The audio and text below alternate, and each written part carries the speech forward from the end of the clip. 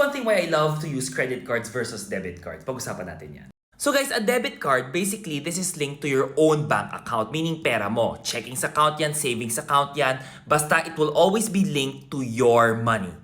Now, on the credit card naman, it is your link to your credit limit. Basically, the bank's money siya. For this example yung debit card mo, meron ka sa savings account mo and checking account mo na 20,000 pesos.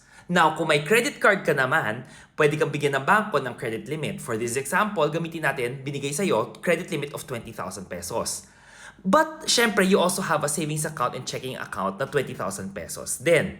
Now, when something bad happens, for example, nagkaroon ng fraud transaction, let's say in your debit card worth 19,999 and also on your credit card, tingnan mo sa debit card, minus kasi niya or nagde-deduct siya kaagad sa savings account mo or checking account mo. Matitira dyan, 1 peso na lang kasi nga na-fraud yung transaction. While on your credit card, if you have a fraudulent transaction, yes, mababawas lang siya sa credit limit mo. Your credit limit will have 1 pesos na lang, pwede mong gamitin, but your savings account and checking account is still safe and intact.